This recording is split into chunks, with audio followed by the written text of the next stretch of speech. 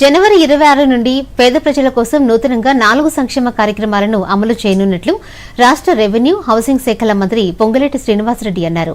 Khammam urban మండలం మల్లెమడుగులో నిర్మించిన 80 ఇళ్ల గృహ సముదాయాన్ని మంత్రి ప్రారంభించి లబ్దిదారులకు ఇళ్ల పట్టాలను అప్పగించారు.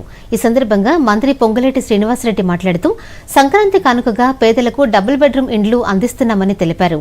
సంవత్సరం క్రితం ప్రజల ఆశీర్వాదంతో ప్రజా ప్రభుత్వం ఏర్పడిందని, గత 10 సంవత్సరాల కాలంలో జరిగిన అవకతవకలను సరిచేసేందుకు సంవత్సరం సమయం పట్టిందని చెప్పారు. ప్రజలకిచ్చిన మాట ప్రకారం పేదలకు తమ ప్రభుత్వం ఇందిరమ్మ ఇండ్లు మంజూరు చేస్తుందని అన్నారు.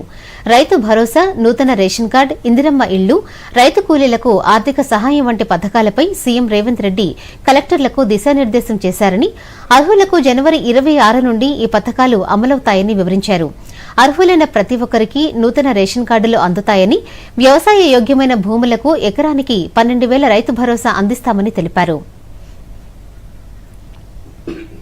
ఏదైతే ఈ రాష్ట్రంలో పేదవాళ్లు ఉన్నారో, గౌరవ ముఖ్యమంత్రి రేవంత్ రెడ్డి గారి నాయకత్వంలోని మన ప్రభుత్వం పేదోళ్ల ప్రభుత్వం అంటేనే ఇందిరమ్మ ప్రభుత్వం, ఇందిరమ్మ ప్రభుత్వం అంటేనే ఇందిరమ్మ ఇల్లు. ఏవైతే పేదవాళ్లు ఇప్పుడు కొద్ది మందికి ఇచ్చాం, సుమారు 80 మందో 84 85 మందికో, ఇంకా వేలాది మందికి నా నియోజకవర్గం పాలేరు నియోజకవర్గంలోనే ఇవ్వాల్సిన అవసరం ఉంది. ఒక పాలేరు నియోజకవర్గంలోనే కాదు, రాష్ట్ర వ్యాప్తంగా